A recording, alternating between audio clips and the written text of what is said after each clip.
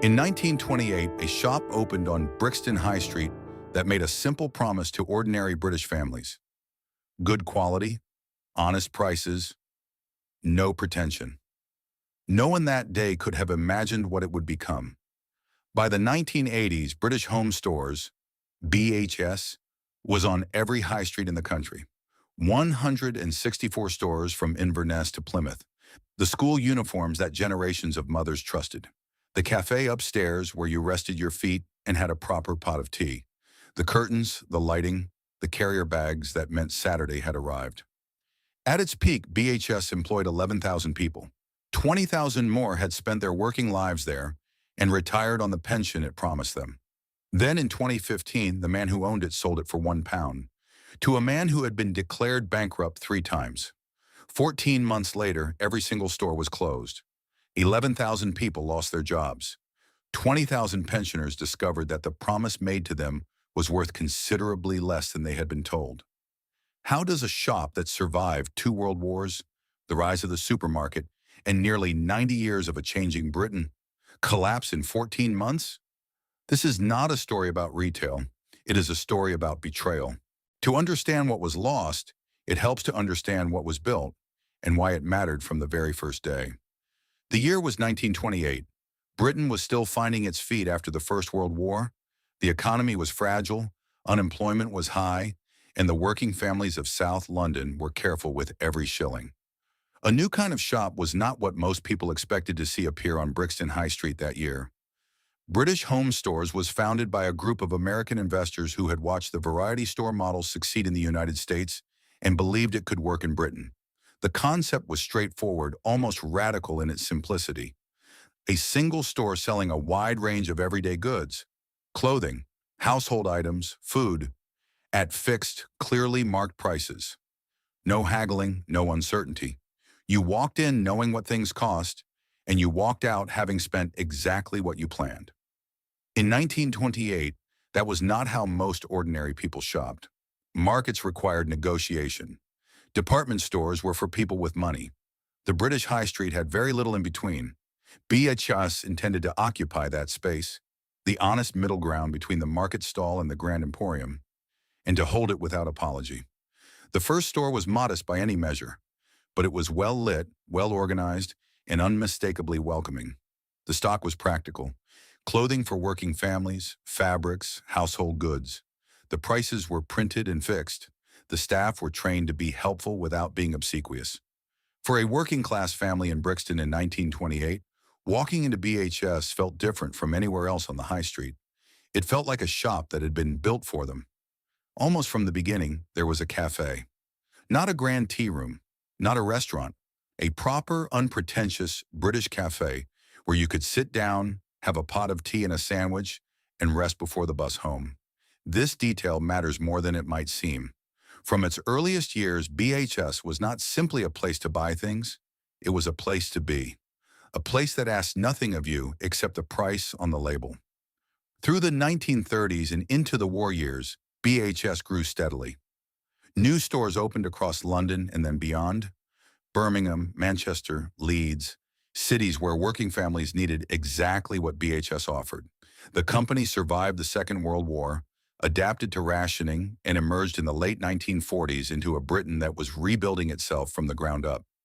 The timing could not have been better. A country that needed affordable, reliable, practical goods was about to experience 2 decades of rising wages and growing consumer confidence. BHS was precisely positioned to meet it. By the 1950s, the chain was expanding with purpose. The store format had evolved. Larger premises, wider ranges, the cafe now a fixture in every branch. The founding promise, however, had not changed. Quality goods at honest prices for ordinary families. Not luxury, not bargain. The dependable middle, delivered with consistency and without condescension. It is worth pausing on that word, consistency. In a country where so much was uncertain, where the economy fluctuated, where fashions changed, where high streets rose and fell, BHS offered something that had real value. You knew what you would find when you walked through the doors. You knew the quality would be acceptable. You knew the price would be fair. For a family managing a budget carefully, That certainty was not a small thing. It was, in its quiet way, a form of respect. The founders built something that worked because it understood its customers. Not aspirationally, not cynically, simply and honestly. That understanding would sustain British home stores for the better part of 6 decades, and it would take less than 2 years to destroy. There is a particular kind of memory that belongs to a certain generation of British people. It does not involve anything dramatic. It involves a Saturday morning, a bus into town, and a set of automatic doors sliding open onto a shop that smelled of new fabric and fresh tea and something that had no name but felt entirely familiar. That memory for millions of people across Britain belongs to BHS. The golden era of British home stores ran from the early 1960s through to the mid-1990s. These were the decades when the chain reached its fullest expression, not merely as a retailer, but as a fixture of British life. Post-war prosperity had given working families money to spend, and BHS had spent 30 years perfecting the art of giving them somewhere to spend it well. The stores themselves had grown into something substantial. The ground floor carried clothing for the whole family. Practical, affordable, built to last. The home department offered curtains, bedding, lighting, the kind of furnishings that a young couple setting up their first home could actually afford. The food hall stocked everyday essentials. And upstairs, always upstairs, the cafe waited. If there was a single space that defined the BHS experience for the people who loved it, it was that cafe. It was never fashionable. It was never trying to be. It had the kind of lighting that made everyone look approximately fine. The kind of menu that never surprised you, and the kind of prices that meant you never thought twice before ordering. A pot of tea, a toasted tea cake, a slice of something from the cake counter that had been there since opening. You sat down, you took your coat off, and you stayed a while. Nobody hurried you. Nobody needed anything from you except the price on the bill. Retired couples came every week. Young mothers came with pushchairs and small children who needed feeding before the next errand. Workers on their lunch hour came because it was close and cheap and quiet. The cafe was not a destination in any grand sense. It was simply there, as it had always been, doing what it had always done. The school uniform department deserves its own chapter in the story of British family life. For 3 decades, the back-to-school season in millions of British households meant one thing: a trip to BHS. Not because it was the only option, but because it was the trusted one. The quality was reliable. The sizing was consistent. The prices were honest. A mother buying her child's blazer, their trousers, their school shirts knew exactly what she was getting and exactly what it would cost. In a family managing a careful budget, that knowledge was worth a great deal. BHS understood this. It never took advantage of it. The staff who worked through these decades described something that is harder to quantify but impossible to ignore: a sense of belonging. Many had joined the company young, some straight from school, and had stayed for 10, 15, 20 years. They knew their regular customers by name.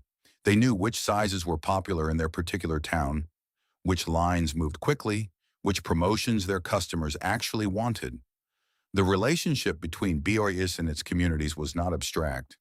It was specific and human and built over years. The pension scheme underpinned all of it. Long-serving employees were enrolled in a defined benefit pension, the kind that made a promise and kept it. Work here for your career, it said, and we will see you right in retirement. For thousands of people who had given their working lives to the company, that promise was not a footnote. It was the foundation on which they had built their plans, their futures, their sense of security. BHS advertised on television through these years with campaigns that captured the brand's character precisely: warm, unpretentious, quietly confident. The message was never aspirational in the way that fashion advertising was aspirational. It did not ask you to imagine a better version of yourself. It simply said, here are good things, at fair prices for people like you. There was a dignity in that, a respect for the viewer that the viewer felt and returned. By the late 1980s, 3 generations of British families had shopped at BHS. Grandmothers who had first walked through the doors in the 1940s were now bringing their grandchildren. The chain had become something that very few businesses ever achieve, genuinely woven into the fabric of ordinary life. Not because it was exciting, not because it was remarkable, but because it was reliable and consistent and honest and always, always there. What was it about those Saturday afternoons, the cafe queue, the carrier bags, the particular hum of the escalator, that felt so permanent? Part of the answer is simply time. When something has been part of your life since childhood, since before you can remember, it acquires a solidity that has nothing to do with its actual foundations.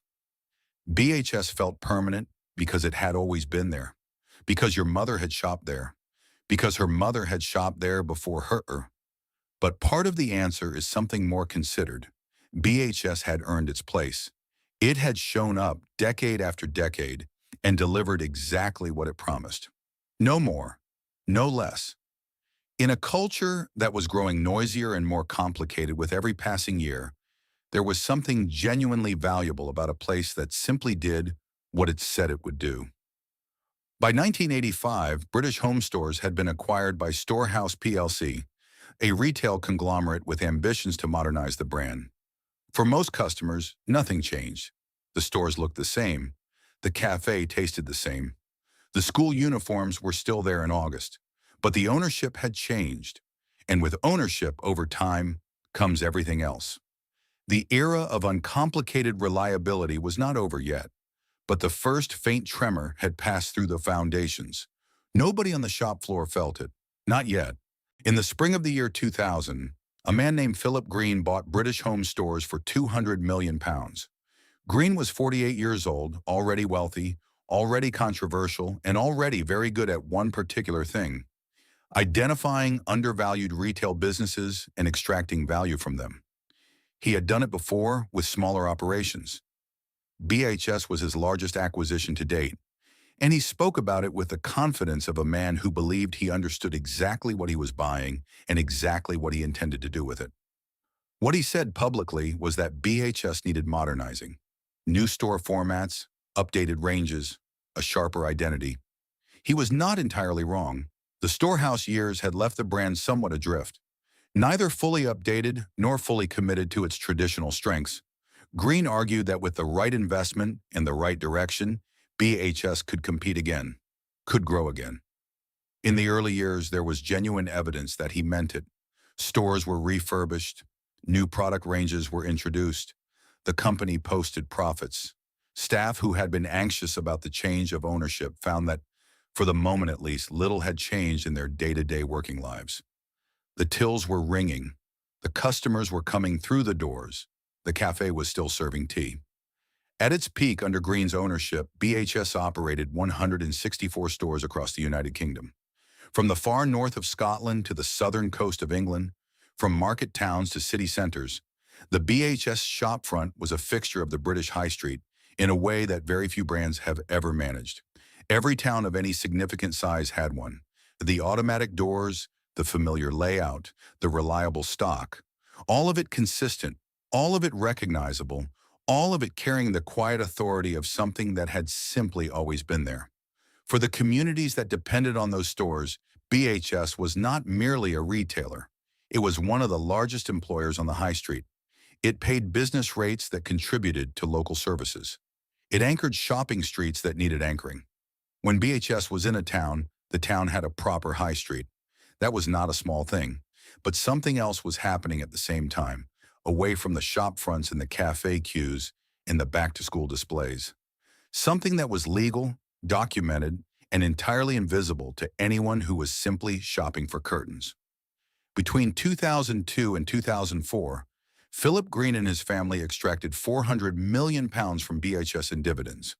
The company was profitable at the time, and the payments were structured through a network that was, by every account, entirely within the law. Green's wife, Tina, who owned the Arcadia Group through which BHS was ultimately controlled, received the payments as a Monaco-based resident, meaning the tax liability in the United Kingdom was substantially reduced. £400 million, removed from the business in 2 years. The stores continued to trade. The staff continued to work. The customers continued to come in on Saturdays. And the pension fund, which had been in reasonable health when Green took ownership, began a long and quiet deterioration that would not become visible to the outside world for another decade. It is important to be precise here. Green was not the first owner to take money out of BHS. The storehouse years had their own complications. And in 2000, the pension fund was not yet in crisis.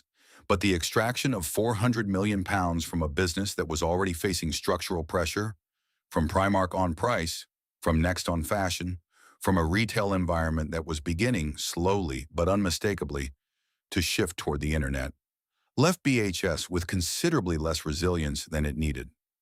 A business that might have invested in its stores, in its technology, in its pension obligations, in the infrastructure required to compete in a changing market, instead paid that money to its owner. The stores that needed new carpets did not get them. The systems that needed updating were not updated.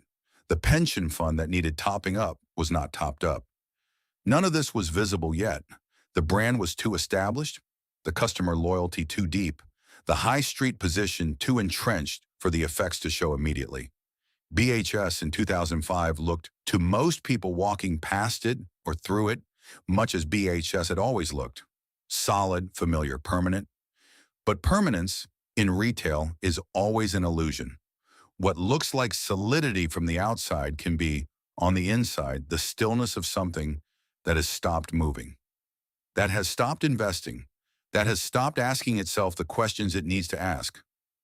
For a decade, BHS had the appearance of stability. The shops were open, the tills were working, the school uniforms were on the rails every August. But underneath the surface, the foundations were quietly giving way. And nobody, not the staff, not the customers, not the pensioners quietly collecting what they had been promised, had any idea.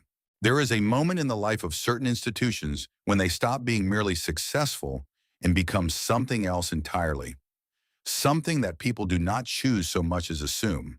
Something that exists not because anyone decided it should, but because it has always been there. And the idea of it not being there has simply never occurred to anyone. British home stores reached that moment somewhere in the mid-1990s, and it held it for the better part of a decade. By the early 2000s, BHS was not competing for a place in British life. It had one. 164 stores, every one of them embedded in a high street that had grown up around it. 11,000 employees, the majority of them long-serving, many of them local to the communities they worked in. A customer base that did not think of itself as loyal to BHS in any conscious sense, because loyalty implies a choice, and for millions of British families, BHS was simply where you went. The choice had been made so long ago that it no longer felt like a choice at all. The school uniform business was the clearest expression of this. Every August, across Britain, the same ritual played out in millions of households. The letter from the school had arrived. The list of required items had been read and reread. And the decision about where to buy them had, in most cases, already been made before the list was even opened. You went to BHS. You had always gone to BHS. Your mother had gone to BHS. The blazer would fit, the trousers would last, the price would be what it had always been, high enough to signal quality, low enough to be manageable. There was comfort in that predictability. In a busy life, with a tight budget and 2 children who needed kitting out before September, comfort was not nothing. The home department told a similar story. Young couples furnishing their first flat, older families replacing curtains that had finally worn out, retired homeowners looking for new lighting for the sitting room. BHS was where these decisions got made, not because it was exciting, but because it was trustworthy. The products were solid, the returns policy was fair, the staff knew what they were talking about. In a retail landscape that was growing louder and more aggressive with every passing year, the quiet reliability of BHS had a value that was easy to underestimate until you no longer had it. And then there was the cafe. It is impossible to write honestly about BHS without returning to the cafe. Not because it was remarkable in any culinary sense. It was not. But because it was something that the retail world of 2024 has almost entirely forgotten how to provide. It was a place that asked nothing of you. You did not need to buy an expensive coffee to justify your seat. You did not need to be young or fashionable or in a hurry. You sat down, you ordered something modest, and you stayed as long as you liked. a pot of tea, a slice of Victoria sponge, a toasted sandwich that was exactly what it was supposed to be, and nothing more. Retired couples came every week, sometimes every day. It was part of their routine in the way that only places with no pretension can become part of a routine, because pretension dates and changes and prices you out eventually. The BHS Cafe never priced anyone out. It was simply there, unchanging and unjudging, week after week and year after year. For the employees who worked those years, there was a particular quality to the atmosphere that is difficult to articulate but consistent across every account. A sense that the company was solid, that the job was secure, that the pension waiting at the end of a career spent in BH was a genuine promise from a genuine institution.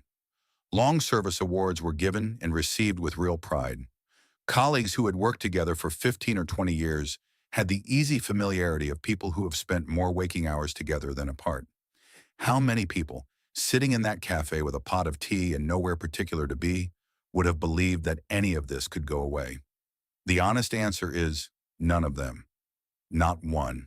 Because the very quality that made BHS what it was, its consistency, its reliability, its absolute refusal to be anything other than exactly what it had always been, made it feel invulnerable in a way that no business ever truly is.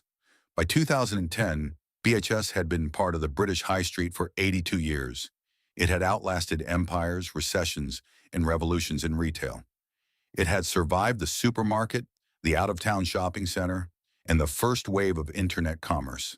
It felt like the kind of thing that simply continued, but the accounts told a different story. And in boardrooms far removed from the cafe queue, decisions had already been made that the people drinking their tea knew nothing about. The shadow was coming. It was just not visible yet from where they were sitting. Every institution that falls gives warning signs before it falls. The difficulty is that the warnings are almost always visible only in retrospect, when the people who might have acted on them are already gone, and the people who ignored them have already been paid.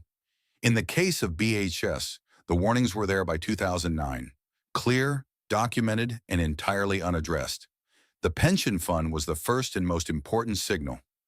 By 2009, the BHS pension scheme, the one that 11,000 current employees and tens of thousands of former employees were depending on, had developed a deficit of approximately £120 million. This was not a secret. The pensions regulator was aware of it. The company's trustees were aware of it. Philip Green's ownership structure was aware of it. Negotiations began about how to address the shortfall. Those negotiations would continue with remarkable patience on all sides for the better part of 6 years. 6 years during which the deficit did not shrink. It grew. To understand why this matters, it helps to understand what a defined benefit pension actually is. It is not a savings account. It is a promise. The employer promises the employee that in exchange for years of service, a specific income will be paid in retirement. That promise is backed by a fund, and the fund must be kept in sufficient health to honor it. When the fund falls into deficit, the employer is required to make good the shortfall. Not eventually. Not when convenient. The obligation is legal and enforceable. Philip Green's response to that obligation, across the years he owned BHS, was to negotiate, to defer, to propose repayment schedules that were never fully enacted. The pensions regulator engaged with these negotiations in good faith, giving the company time and flexibility that, in retrospect, it perhaps should not have been given quite so freely. While the negotiations continued, the dividend payments had already been made. The £400 million had already left the business, and the stores that needed investment were not getting it. Walk into a BHS in 2005 and you would have seen a shop that looked broadly acceptable. Walk into the same shop in 2012 and you would have seen something different. Subtly, unmistakably different. The carpets were worn at the edges. The lighting fixtures were the same ones that had been installed a decade earlier. The signage was faded in places. The changing rooms had the particular shabbiness of spaces that have been cleaned but not maintained. Nothing was dramatically wrong. But everything was slightly tired in the way that a house goes slightly tired when its owners have stopped caring for it but haven't yet decided to sell. The staff noticed first. They always do. A store manager, one of many who gave evidence to subsequent inquiries, described requesting a refurbishment budget for his store year after year and being refused year after year. Not once, not twice. Consistently, across multiple years, the answer was the same. The money was not available. He kept the store as clean and as well presented as he could with what he had. His staff kept smiling. The customers kept coming. But the gap between what the store needed and what it was receiving was growing wider every year. The retail environment was changing around BHS at precisely the moment when BHS had the least capacity to respond. Primark had spent the 2000s perfecting a model of extreme low-cost fashion that made BHS clothing offer look expensive by comparison for the first time in the brand's history. Next had strengthened its position in the mid-market with consistently better product design. And online retail, Amazon in particular, was beginning to demonstrate that the physical act of going to a shop was not in fact a necessity. It was a choice. And choices, once people realize they are choices, can be unmade. BHS had no clear answer to any of these pressures. The brand had been built on the reliable middle ground, but the middle ground was being eroded from both ends simultaneously. The response that the situation required: significant investment in stores, in product, in digital capability, in the kind of renewal that keeps an established brand relevant, was precisely the response that the business was no longer financially equipped to make. How long could a company paying its pension fund less than it paid its owner actually last? And who exactly was supposed to be minding the store? The customers who walked in on Saturday mornings had no way of knowing any of this. The cafe still served the same tea. The school uniforms were still on the rails. The staff were still helpful and familiar. From the inside of a BHS store in 2013, the view was not alarming. It was ordinary. It was what it had always been. But ordinariness, sustained without investment, without renewal, without the constant quiet work of maintenance and adaptation that every living institution requires, is not stability. It is stasis. And stasis, in a market that does not stop moving, is another word for decline. The cracks were there, running through the foundations, invisible to the customers, visible to anyone who looked at the accounts. In 2015, instead of looking at the accounts and asking how to repair the damage, the owner of BHS made a different decision entirely. He decided to sell. On the 11th of March 2015, Philip Green sold British home stores to a company called Retail Acquisitions Limited for £1. Read that sentence again if you need to. £1. For a business that he had bought for $200 million, for a chain of 164 stores, for the employer of 11,000 people, for the custodian of a pension fund that now had a deficit of £571 million. £1. The buyer was a man named Dominic Chappelle. He was 50 years old, a former amateur racing driver with no experience in retail of any kind. He had been declared personally bankrupt in 2003, again in 2008, and again in 2009. 3 times. The most recent bankruptcy had been resolved only 6 years before he purchased one of Britain's most recognizable high street brands. The question of how this sale came to pass, how Philip Green, a man who had spent 15 years in retail, who understood the industry better than almost anyone, who had built a considerable personal fortune from it, how that man looked at Dominic Chappelle and concluded that this was an appropriate buyer for BHS, was a question that a parliamentary select committee would spend the better part of a year trying to answer. Their conclusion, delivered in July 2016, was unambiguous. The sale of BHS to Retail Acquisitions Limited was, in the committee's words, a manifestly inappropriate transaction. Green had sold a troubled business with an enormous pension liability to a buyer who had neither the financial resources nor the relevant experience to have any realistic prospect of saving it. Whether Green believed otherwise, whether he genuinely thought Chappelle could turn the business around, or whether the sale was primarily a mechanism for transferring the pension liability away from himself, was a question the committee pursued at length. Green denied any wrongdoing. He maintained that he had sold the business in good faith to a buyer who had presented credible plans for its recovery. The facts of what followed made that position difficult to sustain. Within months of the acquisition, Chappelle and associates connected to Retail Acquisitions Limited began extracting money from BHS. Not investing in it, extracting from it. Salary payments to Chappelle himself and to people connected to him. payments to a family member, loans from the company that were not repaid. By the time BHS entered administration in April 2016, retail acquisitions and its associated parties had taken approximately £25 million out of a business that was simultaneously failing to meet its pension obligations and closing in on collapse. The pension fund deficit, which had stood at £571 million at the time of the sale, had not been addressed. Not by one penny. The people who worked on the shop floor of BHS during these 14 months knew that something was wrong. They could feel it in the way that employees always feel things before management admits them, in the small signs, the frozen budgets, the unanswered questions, the meetings that were called and then postponed. But they did not know the scale of it. They could not have imagined the scale of it. They went to work every morning, opened the doors, straightened the rails, switched on the cafe, and served the tea, because that was their job, and they were good at it. They had been good at it for years, some of them for decades. While they were doing that, the accounts of the company they worked for were telling a story of almost complete institutional collapse. The pensions regulator, which had been in negotiation with BHS ownership for years about the pension fund deficit, found itself dealing with a new owner who had neither the means nor, it appeared, the intention to resolve the shortfall. The regulator's powers in such situations are significant, but not instantaneous. The legal process of intervention takes time, and time was precisely what BHS did not have. In Westminster, members of Parliament were beginning to pay attention. Frank Field, the veteran MP who chaired the Work and Pensions Select Committee, had been watching the situation develop and was asking increasingly pointed questions. Field was not a man who used careful language when blunt language was available. He would later describe what had happened to BHS as a systematic plundering of the company.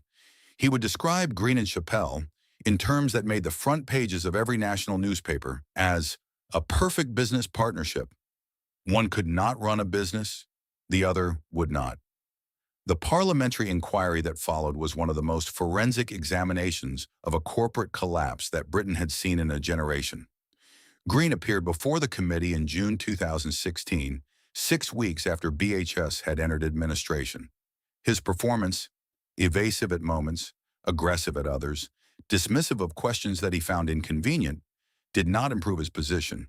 The committee's final report recommended that Green be stripped of the knighthood he had been awarded in 2006 for services to retail. That recommendation was eventually acted upon. In 2016, the Honors Forfeiture Committee recommended that the knighthood be canceled and annulled. The process is rare. It is reserved for cases where the original award has been rendered, in the view of the committee, incompatible with the conduct of the recipient. In the history of the honors system, it does not happen often. It happened to Philip Green. But the stripping of a title, however symbolically significant, did not restore a single penny to the 20,000 people whose retirement incomes had been compromised. It did not give back the jobs of the 11,000 people who had lost them. It did not reopen a single store. What it did was confirm, in the most formal terms available to the British state, that what had happened to BHS was not merely an unfortunate business failure. It was something that required a specific, public, institutional response. The workers on the shop floor, the ones who had kept smiling, kept serving, kept opening the cafe every morning while the company collapsed around them, deserved better than a symbolic gesture. They knew it. The committee knew it. The country, watching the hearings on the evening news, knew it. And Philip Green, sitting before the cameras in Portcullis House on a June afternoon in 2016, being asked to account for £400 million of dividends and a £571 million pension deficit and a £1 sale to a 3 times bankrupt man. Philip Green knew it too. Whether he would ever fully acknowledge it was a different question.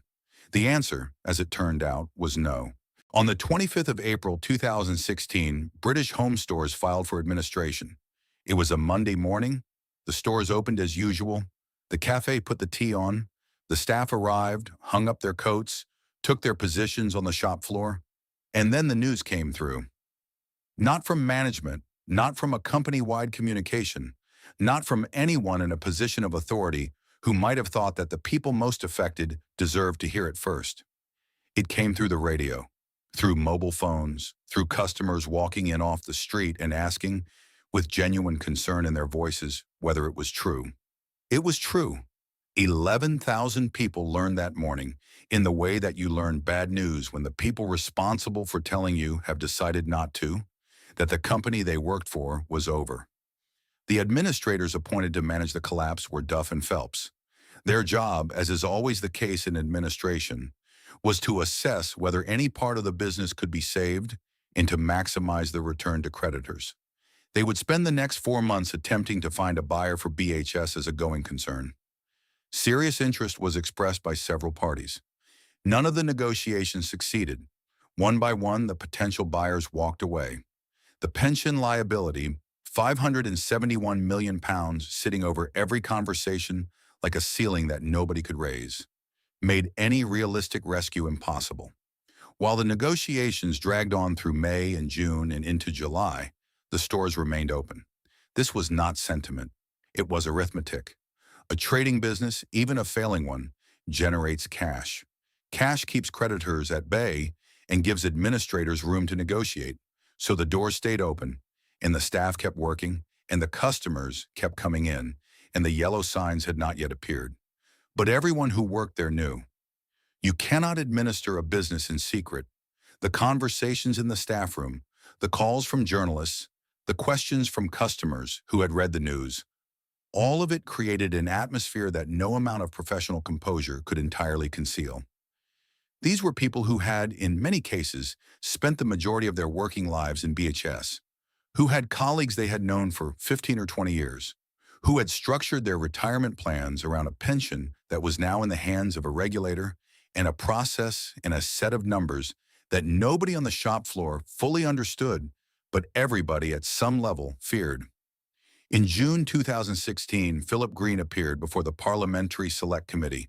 The hearing was broadcast live. The country watched. Frank Field asked his questions with the precision of a man who had done his reading and the tenacity of a man who intended to be answered.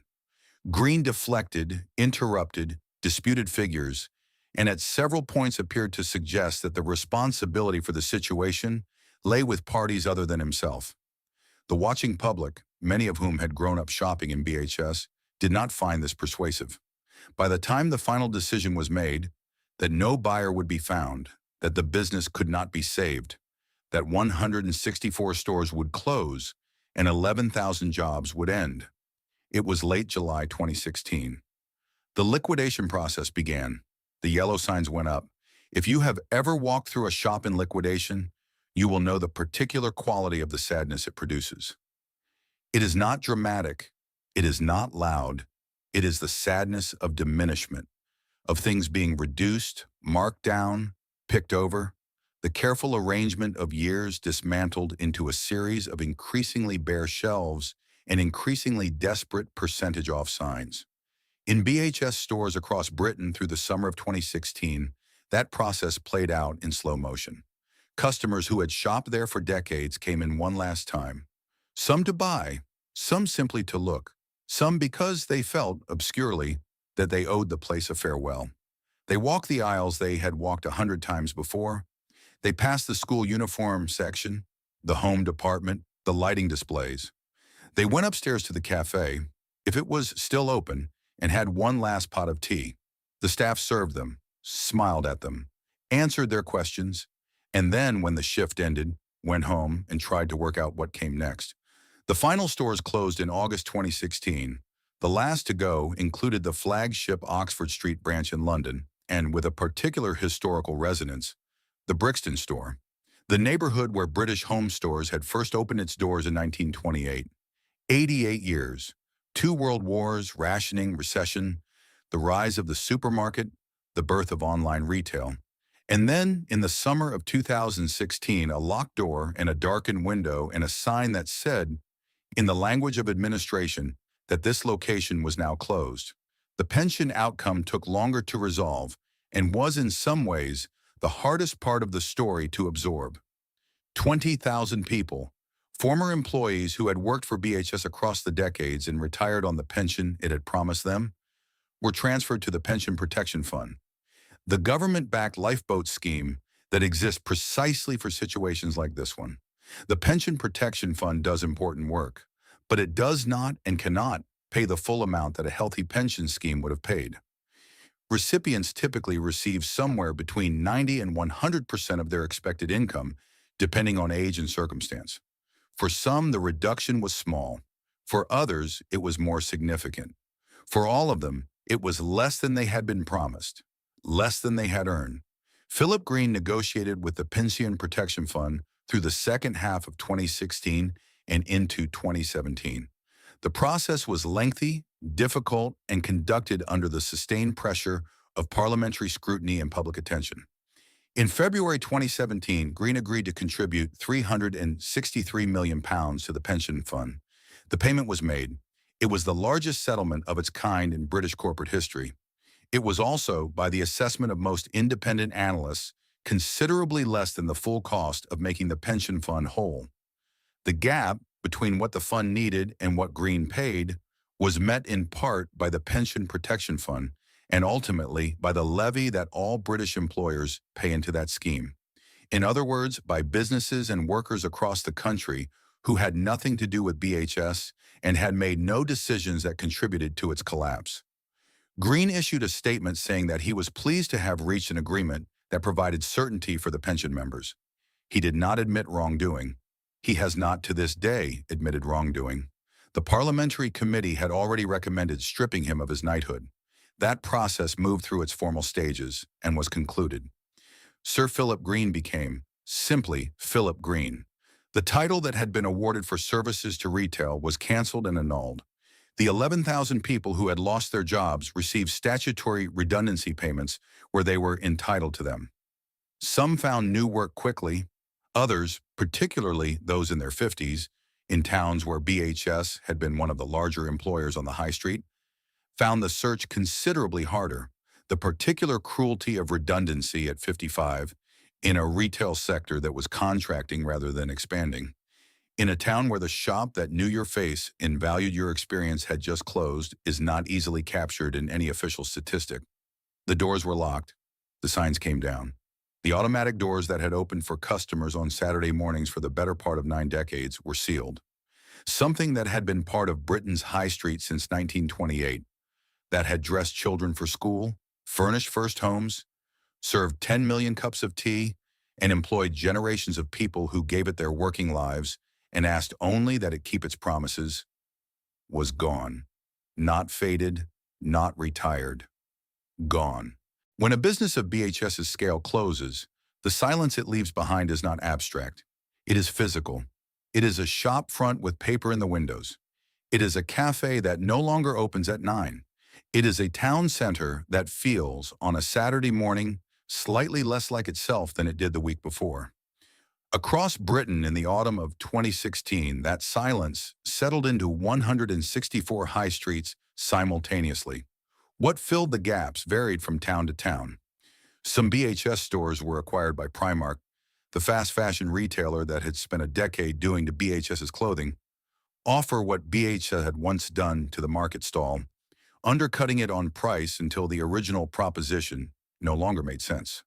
The irony was not lost on the people who had worked in those buildings and now watched a different set of automatic doors open in their place. Some sites were taken by Sports Direct, some were subdivided and let to multiple smaller tenants, and some, a significant number, remained empty, boarded up or papered over, or simply dark behind their plate glass windows. They became the most visible symbol of what the collapse had cost the communities around them. The BHS brand itself was sold in August 2016, within days of the final store closures, to a Qatari retail group called the Al Mana Group. The intention was to relaunch BHS as an online retailer. A website was built. Products were listed.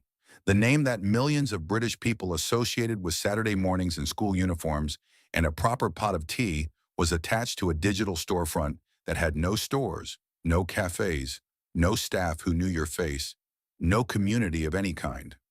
It did not succeed in any meaningful sense. An online brand built on the heritage of a physical institution is not a revival. It is a name without a body. The customers who had loved BHS had not loved a logo. they had loved a place, and a place cannot be replicated by a website, however carefully the branding is maintained. The regulatory aftermath of the collapse produced genuine, if incomplete, change. Frank Field's work in Pensions Select Committee continued its scrutiny of the pension system long after the BHS hearings had concluded. The Pension Schemes Act 2021 introduced new powers for the pensions regulator, including the ability to pursue criminal prosecutions against directors who willfully or recklessly mismanage pension schemes. These were powers that did not exist when BHS was being run into the ground. They exist now, in part, because of what happened to BHS. Whether they are sufficient, whether the lesson has been fully learned, the gap in the system fully closed, remains a matter of genuine debate among those who study corporate governance in pension law. The structure that allowed £400 million to leave a business while its pension fund fell into deficit of £571 million was not unique to BHS. The private equity model, the use of offshore ownership structures, the legal distance between an owner and the obligations of the company they own, none of these mechanisms disappeared when the BHS stores closed. They remain available, and they remain in use. Philip Green reached his settlement with the Pension Protection Fund in February 2017. £363 million. Paid. The money went to the fund. The pensioners received what the Pension Protection Fund could provide. Green retained his businesses, his properties, and his considerable personal wealth. He has given no public interview in which he has accepted meaningful responsibility for what happened. The legal process that might have compelled such an accounting, a prosecution under powers that did not yet exist, was never available. Dominic Chappelle was prosecuted. In 2020, he was convicted of tax evasion in relation to money he had taken from BHS and sentenced to 6 years in prison. The conviction was for a separate matter from the collapse itself, but it confirmed what the parliamentary inquiry had already established, that the man to whom Philip Green had sold a business employing 11,000 people for £1 was not and had never been a fit and proper custodian of anything. The workers who lost their jobs in the summer of 2016 received no parliamentary inquiry on their behalf. They received their statutory redundancy entitlements, where applicable, and the attention of a job market that was not waiting for them. The long-serving employees, the ones who had given 20 or 30 years to BHS, who had built their professional identities around it, who knew the stock and the systems and the customers with the particular intimacy that only long service produces, found that this expertise did not transfer easily to a retail sector that was contracting, automating, and moving online. Some found new positions, some did not. Some retired earlier than they had planned, on less than they had expected. Their stories did not make the front pages. The parliamentary hearings were about pension deficits and dividend payments and the conduct of wealthy men. The quieter stories, a woman in her 50s in a Midlands town who had worked in BHS for 22 years and could not find equivalent work at equivalent pay, were not the stories that the inquiry was designed to hear. What do we lose when a gathering place disappears and nothing takes its place?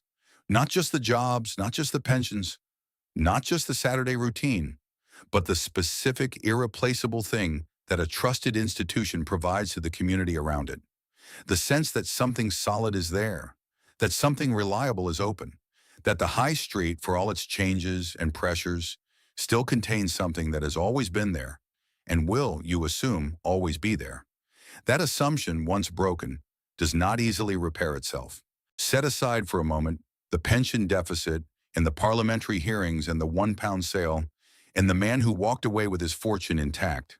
Set all of that aside, because it will still be there when this is over, and it deserves its anger, and the anger is justified. But first this, a Saturday morning in Britain, sometime in the 1980s, the bus into town, the particular quality of high street light on a winter morning, gray above, bright below, the shop windows lit and welcoming against the cold. The automatic doors of BHS sliding open with a sound that you heard so many times it stopped being a sound and became simply the signal that you had arrived somewhere familiar. Inside, the smell. New fabric and something warm from the cafe upstairs and the particular neutral cleanliness of a well-run shop. The clothing rails running in long, orderly rows. The home department with its curtains and its lampshades and its bedding folded in careful stacks. The school uniform section in August organized by age and size, everything labeled, everything priced, a mother with a list in her hand moving steadily through it with the quiet efficiency of someone who has done this before and knows exactly where to go.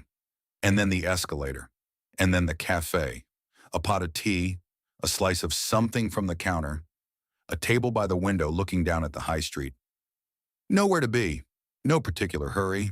The cup warm in both hands, the noise of the shop below reduced to a comfortable murmur, the afternoon entirely your own. This is what it was, this specific, ordinary, irreplaceable thing. It would be easy, and not entirely wrong, to say that what BHS provided was simply retail. Goods at reasonable prices, efficiently distributed, reliably stocked. There are economists who would describe it in exactly those terms and find the description complete. But the people who grew up with it know that it was not complete, not nearly. What BHS provided across nearly 9 decades of British life was something that commerce rarely manages and almost never sustains. A place where ordinary people felt that they belonged without having to earn it. You did not need to spend a certain amount to justify your presence. You did not need to be a certain age, or wear certain clothes, or project a certain kind of confidence. You walked in, and the shop received you, and that was all that was required. The school uniform bought by a mother on a tight budget in September was not merely a transaction. It was a moment of practical dignity, the knowledge that her child would go to school properly dressed at a price she could manage, from a shop she trusted. BHS made that possible for millions of families across decades. The consistency of it, the reliability of it, the absolute refusal to make anyone feel that they were getting a lesser version of something. This was not accidental. It was the founding promise kept. The curtains chosen by a young couple furnishing their first flat. The lighting fixture bought by a retired man replacing the one in his hallway. The birthday cake from the cafe counter, candles already in the bag. These are not grand moments. They are the texture of an ordinary life, lived without drama, built from small, reliable things that you trusted to be there. When those things disappear, when the shop closes and the cafe goes dark, and the familiar weight of the carrier bag is no longer in your hand, what is lost is not easily named. It is not the product. Products can be bought elsewhere. It is the particular combination of place and consistency and trust that an institution accumulates over decades and that cannot be reconstructed from scratch, cannot be replicated online, cannot be replaced by anything that has not earned it the same way. Slowly, honestly, over time. Nobody sends that kind of promise anymore. British home stores opened in Brixton in 1928 and closed some for the last time in the summer of 2016. 88 years, 2 world wars, a coronation, a moon landing, the invention of the internet, the death of the high street as the world had known it. Through all of it, the doors opened in the morning and closed in the evening, and the staff arrived and the customers came, and the cafe served its tea. The people who worked there deserved to be remembered clearly and without qualification. 11,000 of them at the end, many thousands more across the decades. They were not responsible for the decisions made in boardrooms, in offshore structures, in parliamentary committees. They were responsible for showing up, in being helpful, and knowing where the stock was kept, and making sure the cafe was ready before 9. They did those things well. They did them for years. They deserved better than what they received at the end. The customers who loved it, who built their Saturdays around it, who trusted it with their children's school clothes and their homes and their quiet weekend afternoons, their loss was real. It is right to name it as a loss. Not with self-pity and not with the false comfort that something equivalent has taken its place, because nothing equivalent has taken its place. Just with the simple honesty that something warm and reliable and genuinely good was here for a very long time and is gone. The cafe is gone. The escalator is gone. The yellow carrier bag is gone. But somewhere in Britain tonight, someone is describing to their grandchild what it was like to sit upstairs on a Saturday with a pot of tea and nowhere particular to be. The child will never know it, but they will understand, from the way it is described, that something warm and unhurried and ordinary was here and is gone.